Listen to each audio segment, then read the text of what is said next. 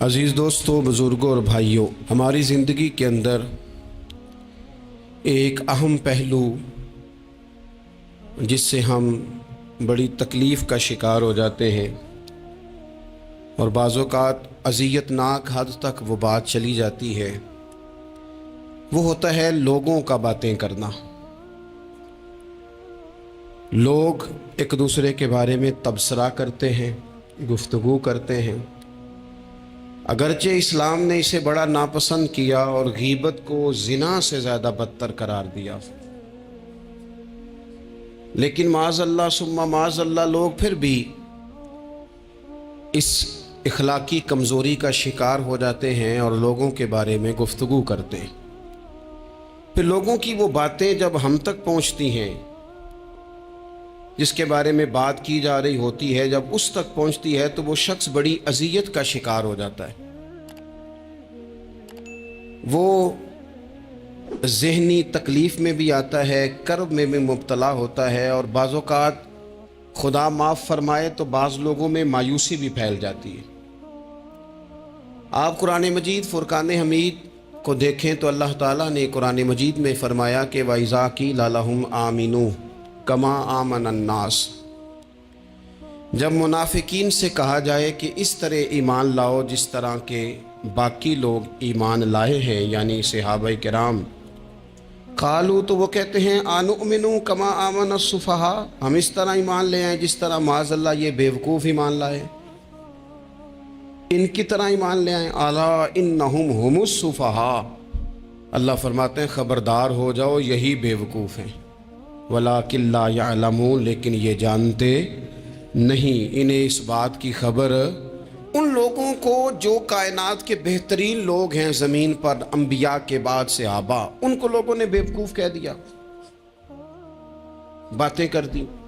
آپ قرآن مجید دیکھیے سورہ قلم کے اندر اللہ تبارک و تعالی نے اس بات کا بھی جواب ارشاد فرمایا ہے، جب لوگوں نے کہا تھا کہ معاذ اللہ حضور تو مجنون ہے، تو اللہ نے فرمایا محبوب آپ رب کے فضل سے مجنون نہیں ہیں، بلکہ اللہ نے آپ کو خلق عظیم کا مالک بنایا ہے۔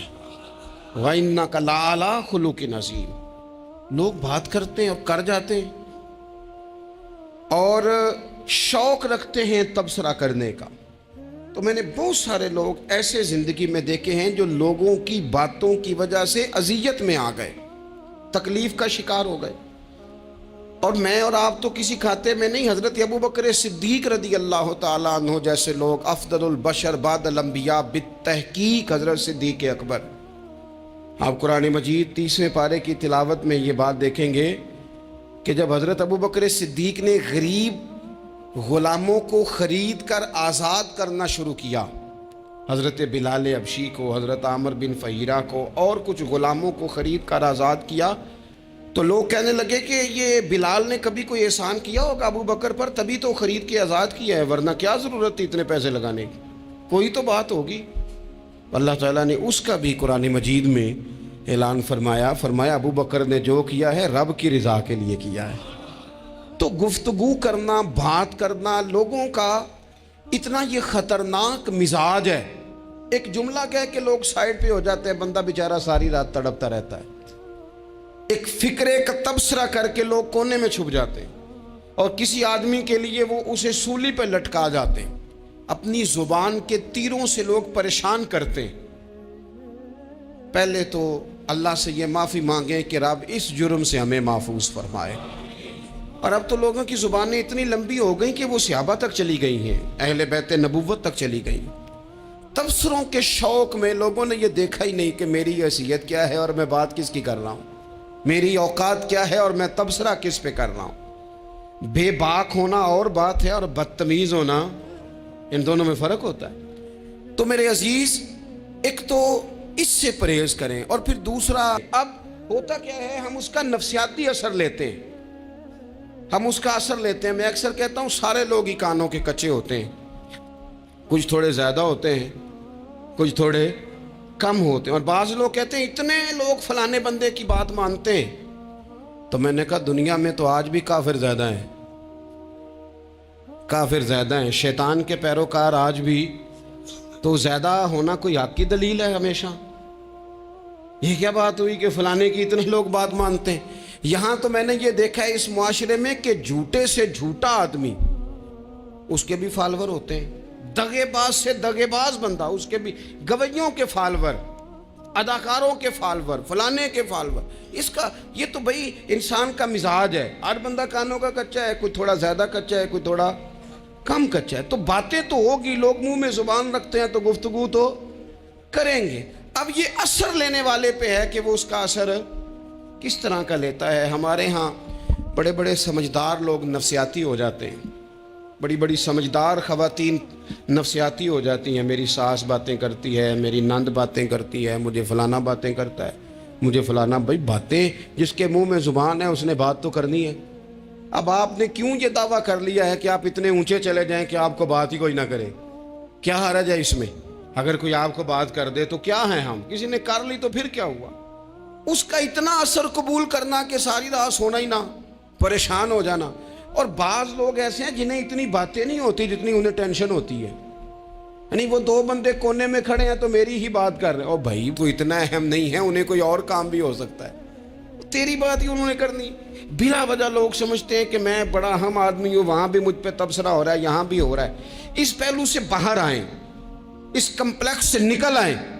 ابن حزم کہتے ہیں کہ مصر میں ایک تاجر بڑا کامیاب ہو گیا تھا، بڑا کامیاب تاجر ہو گیا، تو زندگی میں جتنے لوگ بھی کامیاب ہوتے ہیں ان سے حسد ہوتا ہے، اس سے بھی اس کے ارد گرد کے لوگوں نے حسد شروع کیا۔ اب تاجروں نے پلاننگ کی کہ اسے خراب کیسے کرنا ہے۔ وہ ایک دن اپنے گھر سے نکلا، سفید کرتا سفید پگڑی باندھ کے باہر۔ اب 5-6 لوگوں نے پہلے سے منصوبہ بندی کی ہوئی تھی۔ ایک صاحب اسے ملے، کہنے لگے ماشاءاللہ آج تو سفید کرتے پر سبز امامہ، سبز پگڑی بڑی ہی اچھی لگ رہی ہے۔ تو وہ ہنس کے کہنے لگا لگتا ہے آپ سو کے اٹھ کے آئے ہیں، پگڑی تو میری سفید ہے۔ اس نے کہا چلو پگڑی تو سبز ہی ہے، باقی آپ نہیں مانتے تو آپ کی مرضی۔ وہ آگے بڑھا، تو اب چونکہ پلاننگ تھی تو ایک شخص اور ملا، اس نے کہا کیا بات ہے، سفید کرتے پر آپ کا پیلے رنگ کا امامہ کیا جچتا ہے؟ اس نے کہا یار کوئی خدا کا خوف کر۔ ہنس کے کہا کیا ہو گیا، تیری اینک کا نمبر تو نہیں تبدیل ہونے والا ہوا؟ اور بھائی میں نے تو سفید کرتا اور سفید ہی امامہ باندھا ہے۔ اب 2-3 لوگوں کی دفعہ تو وہ مسکرایا، لیکن وہ ڈھیر سارے لوگوں نے منصوبہ بندی کی تھی۔ وہ جب چوتھے کے پاس گیا تو اس نے بھی کہا کہ کیا بات ہے سفید کرتے پر پیلے رنگ کے امامے کی؟ اس نے کہا پیلا کہاں ہے؟ اب وہ غصے ہونے لگا۔ اب وہ چھٹے کے پاس گیا تو اس نے کہا جناب کیا بات ہے سفید کرتا اور کالا امامہ؟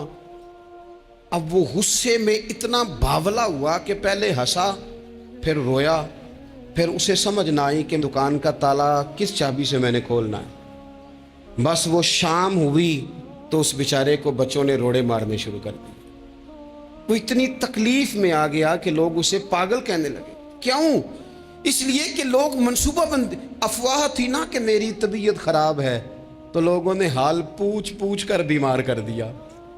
لوگوں کی باتیں، لوگوں کے تبصرے، لوگوں کے کومنٹس۔ بولے امام شافعی فرمانے لگے لوگوں کی باتیں پتھروں کی طرح ہوتی ہیں، یہ روڑوں کی طرح ہوتی ہیں، اگر انہیں کمر کے اوپر رکھ لو گے نا تو یہ تمہاری کمر توڑ دیں گی، اور اگر تم ان کو اپنے پیروں کے نیچے رکھ لو گے تو تمہارا قد اونچا ہو جائے گا۔ بس دنیا میں وہ لوگ پریشان ہوتے ہیں جو لوگوں کی باتوں کو کندھوں پر سوار کر لیتے، جو پیروں کے نیچے رکھے، جو پاؤں کے نیچے رکھے ان کا قد۔ وہ پرانے زمانے میں نا عارف رومی رحمۃ اللہ علیہ فرماتے ہیں کہ ایک بیل گائے گر گئی تھی کنویں کے اندر، تو اب وہ لوگ اس کو نکال تو نہیں سکتے تھے، تو انہوں نے اس طرح کیا کہ مٹی ڈالنی شروع کر دی کہ اب بدبو آئے گی، پریشانی ہوگی، تو اس کو بند کر دیتے ہیں اندر ہی کنویں کو، کنواں نئی جگہ پہ کھود لیتے ہیں۔ انہوں نے جب اس کے اندر مٹی ڈالی نا تو وہ گائیں جو تھی وہ مٹی جھاڑ کے تو مٹی کے اوپر آ گئی، انہوں نے پھر مٹی ڈالی تو وہ تھوڑی اور اوپر آ گئی، اور مٹی ڈالی تو اور وہ مٹی ڈالتے گئے اور گائیں وہاں سے کنویں سے باہر آ گئی۔ لوگوں نے دفن کرنا چاہا، وہ باہر نکل آئی۔ اور میرے بھائی لوگ بھی اپنی باتوں میں دفن کرنا چاہتے ہیں، لیکن یاد رکھنا جو چمکنے والے تھے وہ چمکتے ہی رہے، جن کو اللہ نے عزت دی تھی ان کی گھٹائی کوئی نہیں سکا۔ اتنی اتنی لمبی زبانیں کھول کے لوگوں نے صحابہ کے بارے میں باتیں کی، باتیں ہو رہی ہیں. لوگ جن کو دبانا چاہتے تھے، آج نہیں صوفیاء کی مخالفت شروع ہوئی، ان کے زمانے میں بھی ہوئی، ان کے دور میں ان کے خلاف کتابیں لکھی گئیں. لکھنے والے خدا جانے کہاں ہیں، اور داتا صاحب ہو رہی ہے، خواجہ صاحب ہو رہی ہے. حضور غوث اعظم کے ان کے زمانے میں بھی ایسا نہیں ہوا کہ بڑی خوشی سے لوگوں نے آگے بڑھ کے پھول ڈالے ہوں. ان کے دور میں باقاعدہ جتھے تیار ہوئے، جتھے، اور پورا کام کیا گیا. اور ویسے بھی اگر کوئی شخص آپ کا مخالف ہی نہیں ہے تو پھر آپ کو چمکنے کا مزہ کیسے آئے گا؟ کوئی تو مخالف ہو نا، کوئی تو ہو نا جو کوئی بات کرے. دیکھیں نا، اگر اندھیرا نہ ہو، رات نہ ہو، تو بلب کی کوئی اہمیت رہ جائے گی؟ یہ چمکتا ہی تب ہے جب اندھیرا زیادہ ہوتا ہے. ہم کہتے ہیں اندھیرا ہو گیا، اور بھائی تجھے چمکنے کا موقع دیا ہے اندھیرے نے، تجھے اس نے عروج دیا. تم دیے باد مخالف سے نہ گھبرا اے عقاب، یہ تو چلتی ہے تجھے اونچا اڑانے کے لیے. تو باتوں سے پریشان نہ ہو. میں نے کہا کہ اگر آپ باتوں کا پہاڑ بنا کے اوپر سوار ہو جائیں گے نا تو قد اونچا کریں گی باتیں. جو بندہ ڈسکس ہونے لگ جاتا ہے وہی تو مشہور ہوتا ہے، اسی کی تو بات ہوتی ہے. دیکھیں کیا ہوتا تھا بھلا مکے میں. کوئی بندہ باہر سے آتا تو ابو جال اسے کھڑا کر کے کہتا حضور کے پاس نہ جانا. تو کہتا پتہ تو کروں بھلا نبی پاک کے پاس کیا ہے، پتہ تو کروں بھلا حضور کے پاس کیا ہے. تو جن سے تعارف نہیں ہونا تھا وہ بھی تعارف کرا رہے تھے رسول پاک کا. تو اس لیے باتوں سے گھبرا جانا. ہاں ایک بات ہمیں کتاب و سنت میں ملتی ہے، اس پر ضرور غور کریں. تہمت والی جگہ سے بچیں، تہمت کا موقع نہ دیں. مطلب بلا وجہ ہی اپنے لیے بحث کا دروازہ کھولنا یہ درست نہیں ہے. اپنے لیے ہم نہ دروازے کھول لیتے ہیں بحث کے، مفت کی بحث ہو رہی ہے، فلانا بھی ڈسکس کر رہا ہے.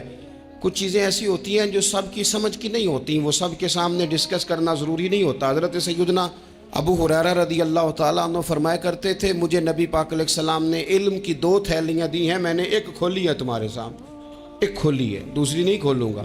اس لیے کہ ہر بندے کو بات اس کے ظرف کے مطابق کرنی چاہیے. تو موقع نہ دیں. نبی پاک صلی اللہ علیہ وسلم نے فرمایا اس بندے نے اپنی، یہ بخاری میں موجود ہے، فرمایا اس نے اپنی عزت اور اپنی جان کو محفوظ کر لیا جو فتنے والی جگہ سے بچ گیا. جہاں تہمت لگ سکتی ہے اس جگہ سے بچیں. جان بوجھ کے لوگوں کو موقع نہ دیں باتیں کرنے کا، جان بوجھ کے موقع نہ دیں. جامع ترمذی کے اندر حدیث موجود ہے، حضرت سیدنا عمر فاروق رضی اللہ تعالیٰ عنہ نے ایک موقع پر اجازت مانگی تھی نبی پاک صلی اللہ علیہ وسلم سے. عرض کیا یا رسول اللہ صلی اللہ علیہ وسلم مجھے آپ اجازت دے دیں میں عبداللہ بن ابی سلول کی گردن اڑا دوں، یہ منافق بار بار آڑے آتا ہے، بار بار تکلیف دیتا ہے، آپ مجھے اجازت دیں میں اسے قتل کر دوں. اب وہ چونکہ کلمہ پڑھتا تھا، ساتھ تو رہتا ہی تھا نا، بہت سارے لوگ اسے مسلمان جانتے تھے. تو حضرت سیدنا عمر فاروق رضی اللہ تعالیٰ عنہ نے اجازت چاہی کہ یا رسول اللہ صلی اللہ علیہ وسلم اگر آپ مجھے اجازت دے دیں، یہ ترمذی میں موجود ہے، یعنی آپ اس جگہ سے بچیں جہاں تہمت لگ سکتی ہے، جہاں بلا وجہ کسی شخص کو شر پھیلانے کا موقع مل سکتا ہے. یا رسول اللہ مجھے اجازت دے میں عبداللہ بن ابی سلول کی گردن اڑا دوں. تو نبی پاک صلی اللہ علیہ وسلم نے فرمایا کہ عمر اگر میں تمہیں ایسا کرنے کی اجازت دوں گا تو لوگ کہیں گے کہ وہ اپنے قریبیوں کو انہوں نے مروانا شروع کر دیا ہے، ساتھ والوں کو ہی مروانا شروع، لوگ تو اسے مسلمان سمجھتے ہیں نا. تہمت والی جگہ سے. بلکہ بخاری شریف میں اسی طرز کا ایک اور پیغام بھی ہمارے لیے موجود ہے. یہ جو حرم شریف آج ہمارے سامنے ہے نا، بیت اللہ شریف، اس میں ایک پیچھے مقام ہے جس کو حتیم کہا جاتا ہے. یہ خانہ کعبہ کا حصہ ہے. حضور صلی اللہ علیہ وسلم کے اعلان نبوت سے پہلے جب قریش مکہ نے اسے تعمیر کیا نا دوبارہ سے، تو انہوں نے چندے کا کوئی اس طرح کا مزاج بنایا تھا کہ اس بندے سے پیسے لینے ہیں جس کے بالکل ہی جائز ہوں. اس ترتیب سے انہوں نے خانہ کعبہ کی تعمیر کی کہ پھر وہ ساری تعمیر نہ کر سکے، حتیم باہر رہ گیا. تو نبی پاک صلی اللہ علیہ وسلم نے ایک دن فرمایا، بخاری میں موجود ہے، حضور فرمانے لگے عائشہ اگر تمہاری قوم جاہلیت کے قریب نہ ہوتی، کیونکہ ابھی قریب جاہلیت چھوٹی ہے نا، ابھی لوگوں نے کلمہ پڑھنا شروع کیا ہے، فرمایا اگر یہ جاہلیت کے قریب نہ ہوتے تو میں کعبے کو انہی بنیادوں پر دوبارہ بنا دیتا جن بنیادوں پر حضرت ابراہیم علیہ السلام نے بنایا تھا. لیکن چونکہ یہ جاہلیت کے قریب ہیں، ان کی سمجھ میں چیز نہیں آئے گی، یہ شک میں پڑ جائیں گے، پریشان ہو جائیں گے، لہذا میں یہ کام نہیں کرتا. بہت ساری چیزیں ایسی ہیں کہ جن کی وجہ سے بعض سادہ لوگ ابہام کا شکار ہوتے ہیں. ابہام کا ہمارے علماء نے اس طرح کیا کہ بڑے طے کر کے عقائد کے عنوانات امت تک پہنچائے. ہر آدمی ہر شعبے کا اسپیشلسٹ نہیں ہوتا. بہت ساری لوگ باتیں مریض کے سامنے کرنے والی نہیں ہوتی، وہ صرف لواحقین کو بتانے والی ہوتی. پھر کچھ لوگ اور آئے جنہوں نے کہا کہ ہم تو ایفیشنسی دکھائیں گے، کچھ خاص ہر بات کھول کر لوگوں کے سامنے رکھیں گے. اس کا نقصان پھر یہ ہوتا ہے کہ سادہ لوگ مشکلات کا شکار ہوتے ہیں. وہ پھر جب کہتے ہیں ہر چیز ڈسکس کر لینی چاہیے تو پھر باتیں دور نکل جاتی ہیں. پھر لوگوں نے انبیاء کرام علیہم السلام کی اجتہادی خطاؤں کو ڈسکس کرنا شروع کیا. ربنا ظلمنا انفسنا، اگر حضرت آدم یہ لفظ کہیں تو ان کے لیے تو ٹھیک ہے، لیکن اگر کوئی غلام اور امتی اور بیٹا اٹھ کے یہ لفظ کہے تو اس کے لیے ٹھیک نہیں ہے. تو میرے عزیز ایسے کام نہ کریں جس کی وجہ سے بلا وجہ بحث کا. ہمارے یہاں کچھ لوگوں کو شوق ہے خبروں میں رہنے کا، وہ ایسی باتیں چھیڑتے ہیں جن سے نہ وہ خبروں میں رہ سکیں. میں نے دیکھا ہے وہ کہتے ہیں جی میں نے کوئی انوکھی بات کرنی ہے. بھئی انوکھی بات کرنے سے بندہ مشہور تو ہو جاتا ہے. ہمارے زمانے میں مشہور ہی وہ ہوتا ہے جو دوسروں سے ذرا ہٹ کے بات کرے، انوکھی کرے. وہ ہمارے لطیفہ لکھا ہے نا، ایک اہل عرب کا ایک ہجا نام کا عربی کا ایک لطائف سنانے والا شاعر ہے. تو وہ کہتا ہے کہ ایک شخص نے ایک دفعہ کہہ دیا تھا گدھا کھانا جائز ہے. بڑے بڑے علماء اس کے گھر چلے گئے کہ بھئی کوئی دلیل، کوئی جزیہ، کوئی کہاں سے، کوئی کتاب، کوئی حوالہ، کوئی شے. اس نے کہا روز آؤ گے ایک ایک بندے کو بتاؤں گا، کٹھا اسٹیج لگاؤ، ایک ہی دفعہ حوالے دیتا ہوں، روز نہیں دیے جاتے. وہ اسٹیج لگ گیا، دنیا جمع ہو گئی جنہوں نے کبھی ٹائم نہیں نکالنا. تو یہ ذرا انوکھی بات جو کر رہا تھا تو سارے لوگ آ گئے. تو وہ اسٹیج پہ چڑھا تو کہنے لگا مجھے جانتا کوئی نہیں تھا. چلو اب بدنام جو ہوں گے تو کیا نام نہ ہوگا. اب قیامت تک کہو گے تو صحیح نا، وہ اس مولوی دے گھر جنہیں ایک بار آکھیا نہیں سی گدھا کھانا جائز ہے. چلو بدنام جو ہوں گے تو کیا. تو بہت سارے ایسے لوگ ہیں جو ہیں بدنام، پر چلو نام تو ہو گیا نا. بدنامی صحیح، شرارت صحیح، شیطانیت صحیح، لیکن نام تو ہو گیا. تو اس لیے کوئی ایسا انوکھا کام جس سے لوگوں کی، میں آپ سے بڑی گزارش عرض کروں، اعلیٰ حضرت بریلوی رحمۃ اللہ علیہ نا لالٹین کے اندر مٹی کا تیل جلایا جاتا ہے ہمارے ہاں. تو مٹی کا تیل ظاہر ہے اس سے بدبو آتی ہے، تو مسجد میں وہ جلانا جائز نہیں تھا. تو ایک صاحب ارنڈی کا تیل لائے، وہ خوشبو والا ہوتا ہے. وہ لا کے انہوں نے نا اعلیٰ حضرت بریلوی رحمۃ اللہ علیہ کو لالٹین میں ڈال کے دیا اور کہا کہ یہ مسجد میں اس کو جلاتے ہیں چونکہ اس کے اندر سے خوشبو آتی ہے، بدبو نہیں آتی. تو وہ جو شرعی عذر ہے نا، حضور نے فرمایا کہ جمعے والے دن غسل کر کے آؤ تاکہ کسی کے پسینے سے ایک دوسرے کو تکلیف نہ ہو. کچا لہسن پیاز کھا کے مسجد آنا اس لیے منع کر دیا گیا کہ منہ کی بدبو سے تکلیف ہو. تو مسجد میں کوئی ایسی چیز جو بدبو کا باعث بنے منع ہے. اب انہوں نے وہ تیل لا کے لالٹین میں ڈالا جس سے خوشبو آتی تھی اور لالٹین بھی روشن ہوتی تھی. تو اعلیٰ حضرت فاضل بریلوی رحمۃ اللہ علیہ اپنے اس خادم سے فرمانے لگے کہ اب لوگ تو آئیں گے نا، تو ہمارے علاقے میں تو ساری دنیا مٹی کے تیل سے ہی چلاتی ہے، تو اب آپ نے ایک خوشبو والا تیل لا کے ڈال تو دیا ہے اس کے اندر لالٹین میں، پر یہ لوگوں کو بتائے گا کون کہ یہ تیل وہ نہیں ہے. لوگ تو یہاں سے دیکھ کے جائیں گے اور جا کے کہیں گے کہ اتنے بڑے عالم کی مسجد میں اگر جل رہا ہے تو ہم کیوں نہ جلائیں. تو فرمانے لگے وہ شخص کے حضور پھر حال کیا ہے. فرمانے لگے آپ فرضوں کا سلام پھیر کے دعا سے پہلے لالٹین کے پاس کھڑے ہو جائیں اور جو بندہ گزرے اسے بتاتے جائیں کہ یہ مٹی کا تیل نہیں، یہ مٹی کا تیل نہیں، یہ مٹی کا تیل. ہر شخص کے ذہن تک بات اتر جائے تاکہ لوگ کسی ایسی چیز کا شکار نہ ہو جائیں جس سے کہ ان کے مزاج میں کوئی غیر شرعی چیز عروج پکڑ لے. تو میرے عزیز ہم نہ کچھ بدگمانیاں لوگوں کے اندر لوگ ڈالتے ہیں. ہمارے ہاں بالخصوص پاکستان میں جب سے سیاسی فرقہ واریت شروع ہوئی ہے، سیاسی، ہماری قوم کا مزاج اتنی بری طرح خراب کیا گیا ہے.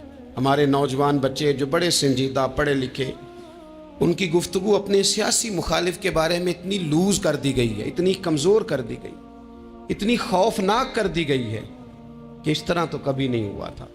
یہ مزاج جو لوگوں کو دیا جا رہا ہے، قومیں اپنے اخلاق کے طور پر زندہ رہتی ہیں. بد اخلاقیاں کبھی بھی انسانوں کو اونچا کر سکتی پیچھے رہ جاتے ہیں لوگ۔ تہذیب کسی سوسائٹی کا حسن ہوتا ہے، اور اگر ایک سیاسی مخالف کے لیے آپ کا یہ والا مزاج بن جائے، اپنے سیاسی قد کو اونچا کرنے کے لیے آپ ان چیزوں کا سہارا لیں، یہ درست نہیں ہے۔ اخلاقی رویے میں کہوں گا کسی بھی سیاسی جماعت سے وابستگی ہے وہ 100% رکھے جو اس کی سمجھ میں آتی ہے، لیکن اپنے اخلاقی مزاج کو کبھی کمزور نہ ہونے دے، اخلاقی رویہ کبھی کمزور نہ ہونے دے۔ یہ کیسے ہو سکتا ہے؟ دیکھیں، ابو جہل، ابو لہب، عتبہ، عتیبہ، شیبہ، وہ وہی باتیں کر سکتے تھے جو ان کے مزاج کی تھیں، جو آج تک لوگ کسی بھی دیندار کے بارے میں کرتے ہیں۔ تو انہوں نے وہی باتیں آ کے کی تھی جناب ابو طالب کے ساتھ۔ انہوں نے کہا تھا کہ اگر معاذ اللہ ان کو دولت چاہیے تو ہم دیتے ہیں۔ بڑے سے بڑے مخلص آدمی پر آج لوگ دعویٰ نہیں کرتے کہ دولت کے لیے لگا ہوا ہے۔ انہوں نے کہا دولت چاہیے تو دیتے ہیں، اگر کسی خاتون سے نکاح کرنا چاہتے ہیں تو کرا دیتے ہیں، سرداری چاہیے تو دے دیتے ہیں۔ اب یہ سوچ ہی اتنی ہے، اس سے آگے جاتی نہیں۔ وہ معاذ اللہ حضور کے بارے میں اور بھی باتیں کرتے، یہ شاعر ہیں، یہ جادوگر ہیں، یہ فلاں ہیں، لیکن میرے نبی پاک علیہ الصلوۃ والسلام نے کبھی بھی ان کی ذاتی زندگی کو ڈسکس نہیں کیا، کبھی نہیں کیا۔ ابو جہل شراب پیتا تھا، لیکن حضور نے کبھی سوسائٹی میں یہ بات لوگوں کے سامنے بیان نہیں کی۔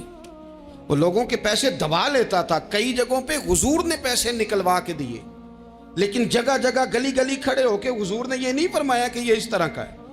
آپ اپنے مخالفین کے بارے میں ضرور کلیم کریں، ثبوت کے ساتھ ضرور بات کریں، یہ ضروری ہے، لیکن آپ کا رویہ اتنا گرا ہوا نہیں ہونا چاہیے کہ لوگ سمجھیں کہ یہ قوم تو اخلاق سے ہٹ گئی ہے۔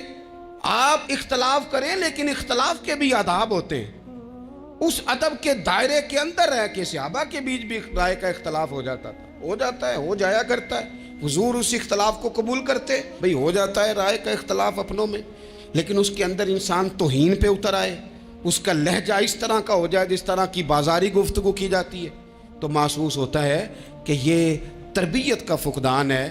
یہ لہجے باوقار لوگوں کے نہیں ہوا کرتے۔ لہجے کو کبھی برا نہ ہونے دیں، انداز کو۔ لوگ آپ کو چھیڑیں گے، اپنی جگہ پہ کھینچ کے لانے کی کوشش کریں گے، بڑا کچھ لوگ کریں گے، لیکن آپ اپنی جگہ سے آپ تبدیل نہیں ہوں گے۔ آپ کہیں گے یار میرا ایک معیار ہے، میری ایک حیثیت ہے، میں اپنی حیثیت چھوڑ سکتا؟ میں اپنی حیثیت نہیں چھوڑ سکتا۔ ہر بندے کو آپ ڈسکس کریں گے تو تہمت والی جگہ سے ضرور بچیں، بدگمانی سے ضرور بچیں، لیکن ہر شخص کو اس کے معیار کے مطابق اتر کا جواب دینا یہ باوقار لوگوں کا سٹیٹس نہیں ہوتا۔ وہ کہتے ہیں جا بات کر جا کے، تو کون ہوتا ہے تیری بات کرے؟ اب ہم ہر شخص کے منہ لگے، یہ کیسے ہو سکتا ہے؟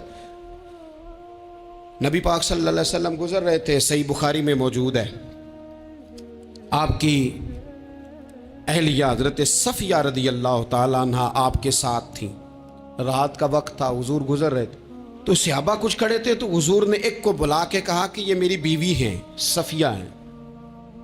عرض کرنے لگے حضور مجھے میری ماں روئے، میں کوئی آپ کے بارے میں بدگمانی کرتا؟ تو حضور نے جواب میں کیا کہا؟ محبوب فرمانے لگے جس طرح رگوں میں خون گردش کرتا ہے نا، شیطان بھی اسی طرح ہی گردش کرتا ہے۔ گویا حضور بتا رہے ہیں کسی وقت بھی بدگمانی پیدا کر دیتا ہے۔ میں تمہیں بتا رہا ہوں کہ اپنی اہلیہ کے ساتھ جا رہا ہوں، میری بیوی ہے۔ کوشش کریں کہ آپ اس جگہ سے بچیں جہاں باتیں ہو رہی ہوں۔ اور اس پہلو پہ تیسری گزارش اس عنوان پر یہ ہے کہ اگر کسی کے بارے میں باتیں ہو رہی ہوں تو فٹافٹ اس کا حصہ بننے کی کوشش نہ کریں، بلکہ آپ کے پاس جب تک کوئی شرعی ثبوت نہیں ہے تب تک آپ اس بات کا حصہ نہ بنیں۔ ہمارے ہاں بات ہو رہی ہوتی ہے تو دو چار بندے دوڑ کے نا اپنا بھی حصہ ڈالتے ہیں، بلکہ میں بڑی ذمہ داری سے یہ بات عرض کروں گا، بات لمبی ہوتی تب ہے جب کوئی بندہ درمیان میں کہہ دیتا ہے نا نہیں تجھے تو تھوڑا پتہ ہے، تھوڑا میں بھی کرتا ہوں۔